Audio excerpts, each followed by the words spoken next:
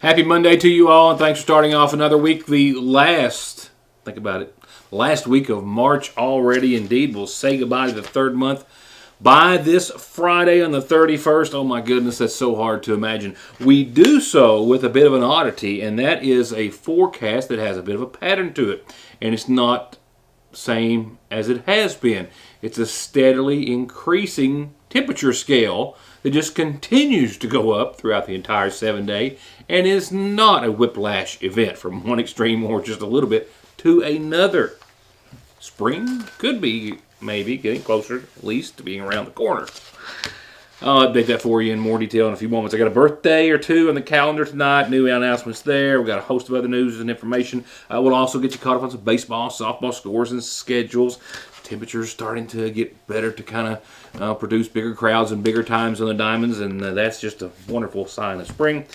We'll get to our local news in just a few moments. First, the governor today joined lawmakers, families, and others to sign not one, but two very important pieces of legislation into law.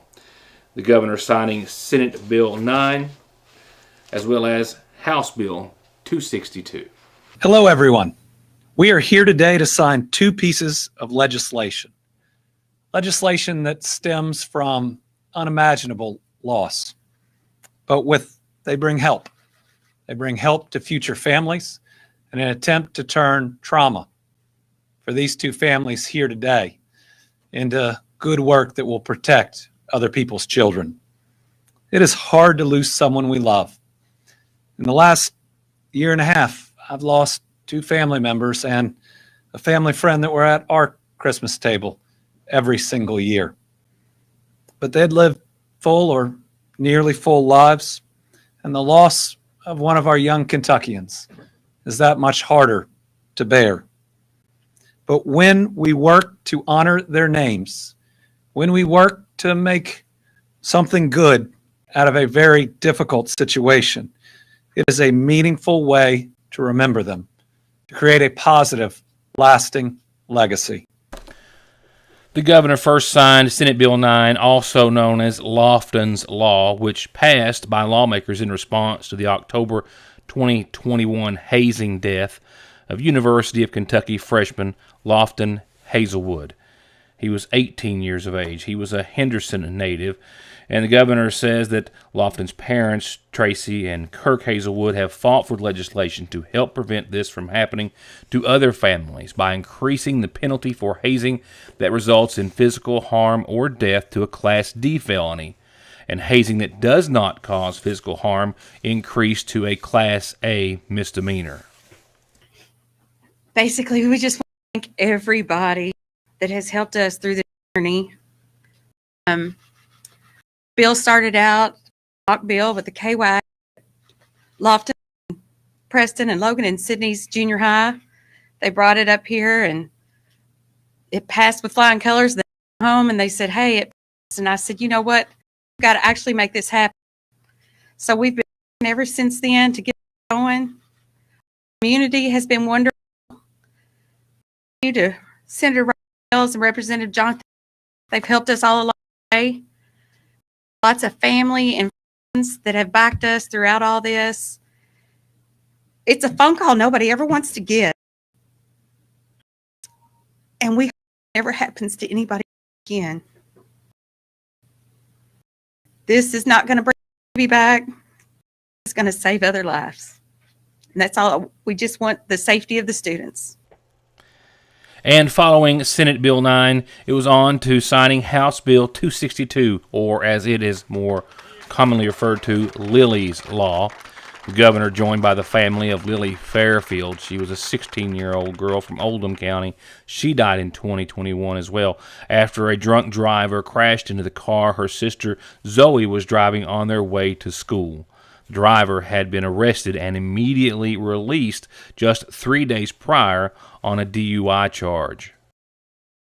House Bill 262 mandates that a person is guilty of vehicular homicide when they cause the death of another resulting from their operation of a motor vehicle while under the influence of alcohol or drugs. The bill makes vehicular homicide a Class B felony, and it also requires that individuals who are arrested for drunken driving shall be detained for at least 6 hours following their arrest.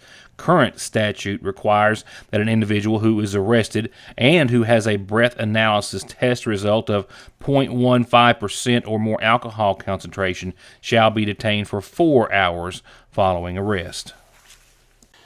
Just last week, I had 3 arrests related to the same incident that took place in Paintsville at an abandoned, or empty, I should say, place of business that was no longer operating. Today, that same building was the scene of a structure fire early this morning. I think historically known as the Pratt Food Company, most recently the former location of the Black Diamond Saloon. Just last week, police found someone who had broken in. There were drugs involved, meth. There were also indicators that they had been staying there illegally as well. No idea as to whether or not any of that might be related to today, but the cause of fire is still under investigation by Paintsville Police, who responded with mutual aid in case it was needed by the Prestonsburg Fire Department and other Johnson County departments.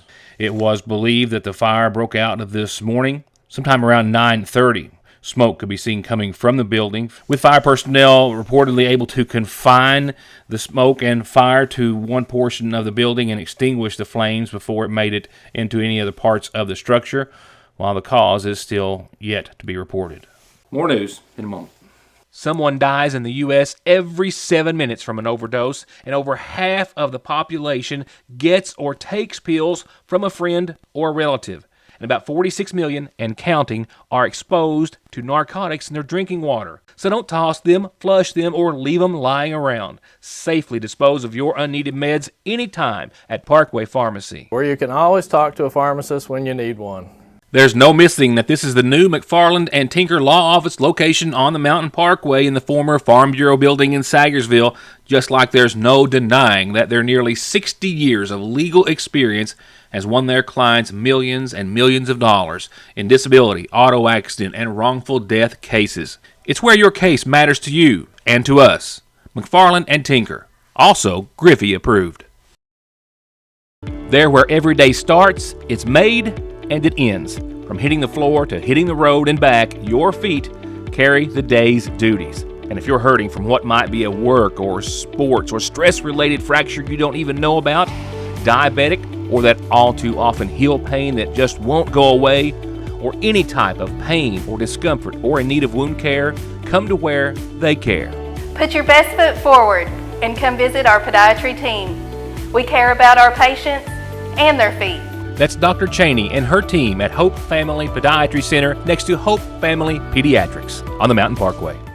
Trade it and upgrade it now at Appalachian Wireless and receive up to $700 off when you trade your old eligible device in and upgrade to a new iPhone 14 Pro Max or Samsung S23 Ultra on a qualifying Appalachian Advantage plan. What better way to start the year off right than with upgrading to a new 5G compatible device on the region's best network while saving up to $700 off on the hottest smartphones. Appalachian Wireless giving you another reason to come join the Big Blue Network. Why? Because we are you. We are Appalachian Wireless. Wireless.com for full terms and conditions.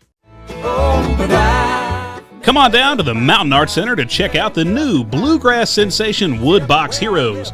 Woodbox Heroes is comprised of some of the biggest names in bluegrass. They bring a fresh new sound and a stage full of energy that will redefine your definition of a bluegrass show. Show is Saturday, April 8th at 7:30 p.m. Get your tickets now by visiting macarts.com or by stopping by the People's Bank box office. Spring is always the most colorful season of the year at the seasonal shop. Come see for yourself. Gorgeous new clothes for everyone. Bright, flowy tops and dresses. Something perfect for Easter. Fun flare leg jeans and new styles and arrivals every day. New sweatshirts and shorts and tees by Royce, Ridge and Holler, and others. And little sleepies are here, all in an incredibly comfy, cute, and durable bamboo viscose material. All this and so much more that you just have to see this spring at the seasonal shop. In keeping up with our friends at the Wolfe County Search and Rescue Team, as we often do, as a lot of us visit the Gorge area, spring means more people out and about enjoying Mother Nature. These dramatic images that they have shared with us indicate that it's already starting off on a busy note for them. This was this weekend, Saturday around 5:30. They responded to a report of someone who had fallen off an 80-foot cliff behind a cabin at Cliffview Resort. They weren't real certain as to what happened as far as the accident, but rope rescue technicians from Wolfe County Search and Rescue rushed to the scene and quickly established a rappel line so they could get to the patient quickly. After getting to the patient, they began assessing and stabilizing, and they had to conduct a very serious and very technical rescue operation. The patient's injuries were said to be severe. A life flight helicopter evacuation was requested, but declined due to the high wind conditions. So they packaged the patient in a rescue. All right, let's go ahead and flip on over to tonight's McGaughlin Farm Bureau calendar that begins with a birthday. A happy 80th birthday to Benny. That's Benny Adkins. Happy birthday to you. Love Bonnie, Brian, Hope, and little Ben, and all the family, and a long list of friends. 80 birthday wishes to Benny Adkins. Happy birthday today to you. And today, being the 27th, is also the first day of kindergarten registration at North McGaughlin Elementary. If your child will be 5 on or before August the 1st, well, you can come and get them enrolled. You'll need to bring some things, physicals and eye and dental exams, birth certificates, and security cards, and social security cards, of course, that is. And if your child is in Head Start, you still need to register.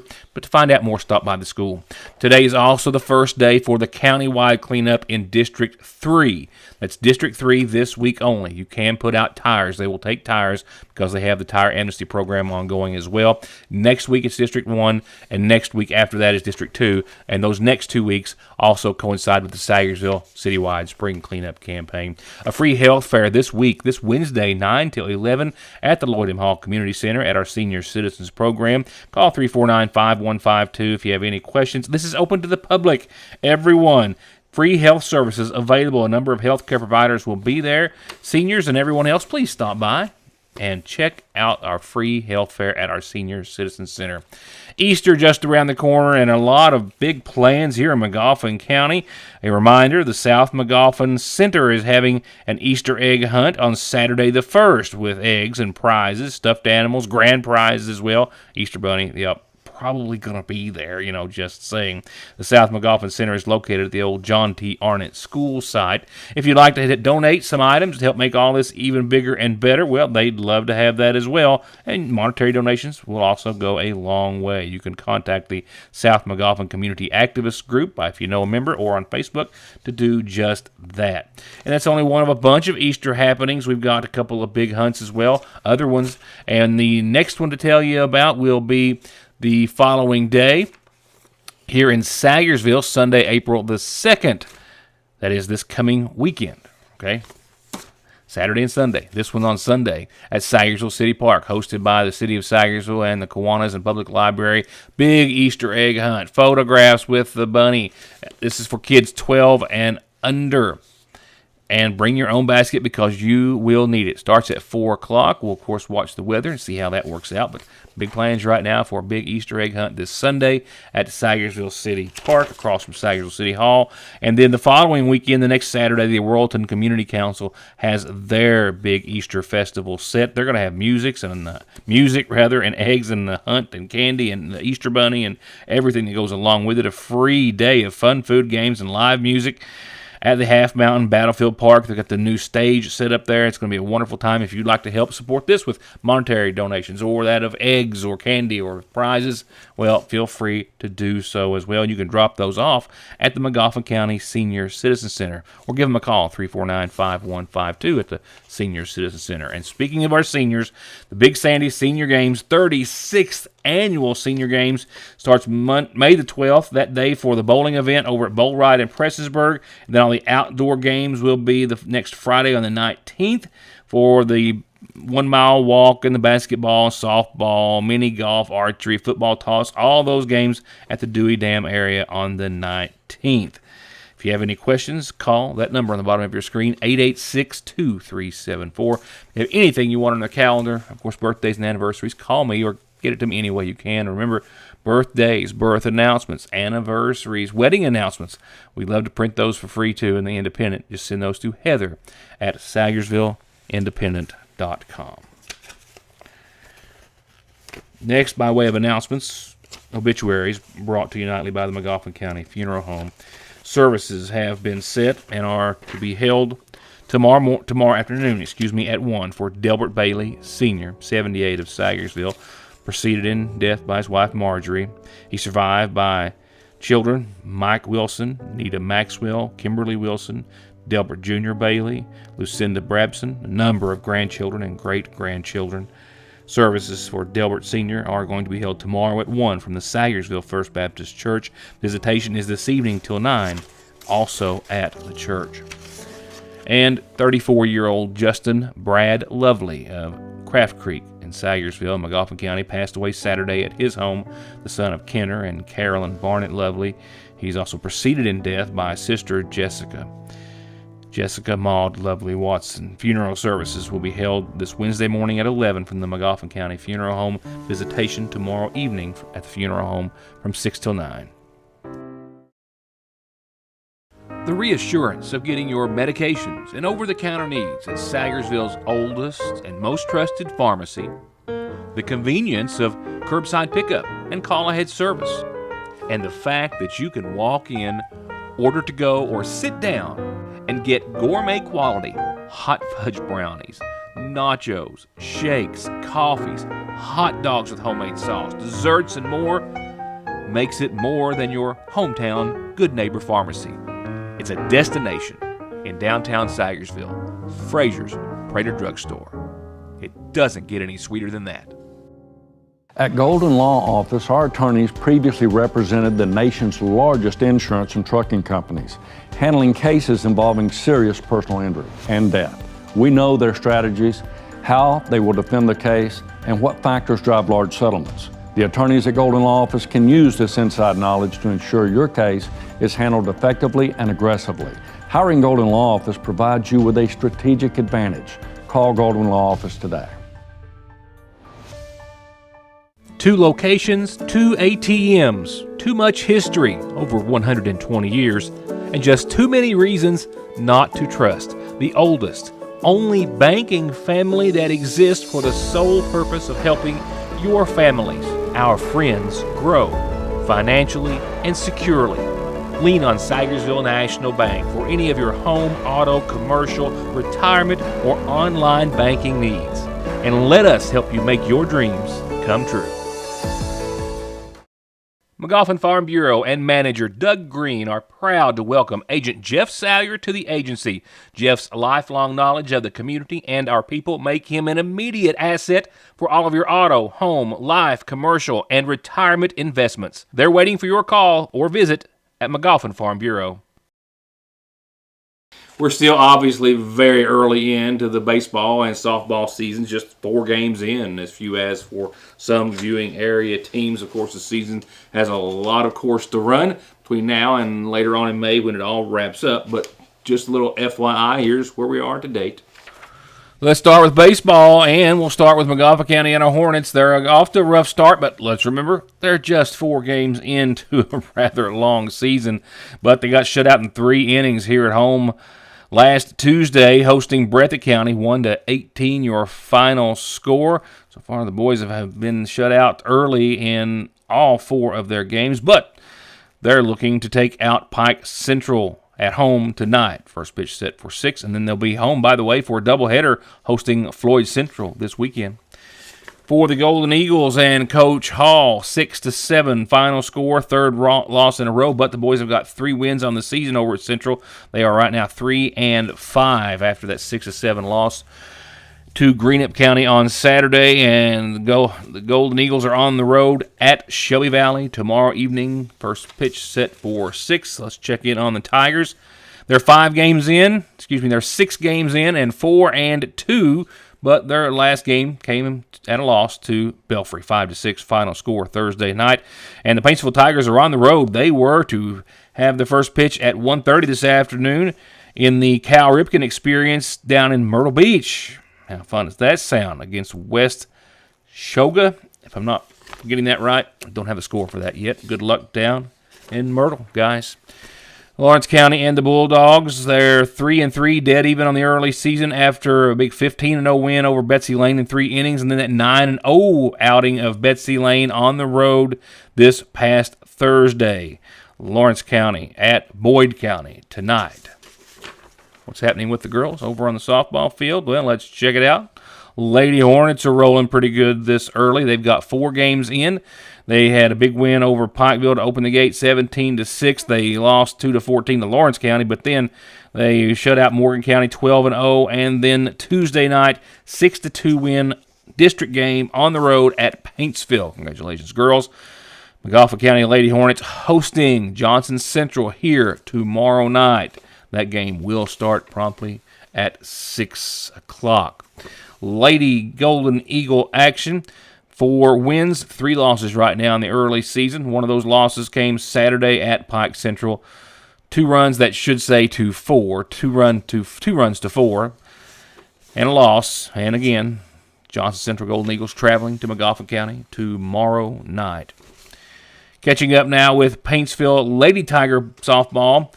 Bit of a rough start for the girls there, but still way early. They've got 7 games in. 6 of them are losses. They had 1 win hosting Floyd Central 6-5. The last game was a loss at Lawrence County where they got shut out in 5 innings, 0 runs, 2-12.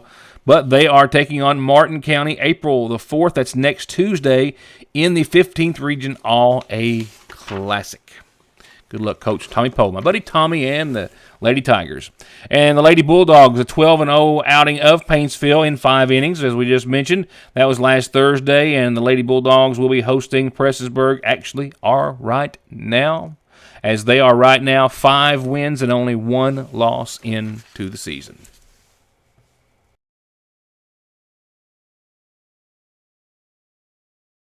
And again, a forecast with a very welcome pattern. Temperatures just getting higher throughout your entire 7-day and hitting the low 70s by the end of it.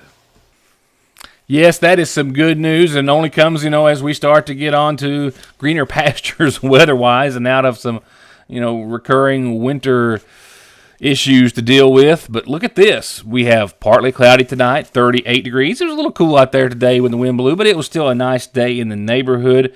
And we'll see 38 and a very light northwest wind tonight, coming westerly 5 to 9 miles per hour. We do have to dodge some shower chances throughout your forecast, and a little frost, mind you, but watch the pattern. Tomorrow, 52 on your Tuesday. Mostly cloudy skies, sure, and a 30% chance of showers, mainly after 3 or 4 o'clock tomorrow, and then lingering into your tomorrow evening to about 7 or so a small window of some showers. But temperatures down around 28 degrees will give us widespread frost tomorrow night, and frost that will linger into your Wednesday morning. But look at that. After some frost, it should be gone by about 10. We'll see sunny skies, and we'll warm up another 5 degrees, 52 to 57 on your Wednesday. So sunny, mostly clear. Frost in the morning, and then frost in the back end as well. More of a patchy variety of frost Wednesday night and into your Thursday morning. But improved temperatures still as they continue that upward trek. To 62 on your Thursday, some frost in the AM. Yes, on your Thursday morning, but otherwise just sunny, low 60s, and nighttime lows comfortably out of the freezing mark or below at 45 degrees for your Thursday night low under mostly clear skies. Now, will the pattern continue? I already told you it's going to. We go from 52 to 57 to 62, all the way up to 68 on your Saturday. Yes, and I have an updated forecast for me that I just had plugged in here, so kind of breaks the pattern up just a little bit for the latter half, but not all that bad. Look, we'll get to that in a second. Friday, 68, more showers and clouds than not. We've got a 90% chance of showers, pretty much mainly after 1 o'clock Friday for the rest of your afternoon and evening. Not a major rain maker, but clouds and showers, more so than not. 68 and 56 for your high and for your low, And with that system, we do see temperatures drop just a bit Saturday, a couple of degrees, still down to 66. And as the showers start to move out, we'll see partly sunny on your Saturday and a 40% chance of showers up until about noon. Otherwise, we'll dry up for the first half of your weekend and hit the mid-60s. We'll hold on to close to the mid-60s on your Saturday, still dry, still clear, and 64. But then we're back up to that 72 that I was all excited to tell you about a few minutes ago on next Monday, with temperatures low 70s, mostly sunny, and maybe a little chance of some showers on the first day of next week. Thank you for being a part of the program. Good Monday evening. See you tomorrow.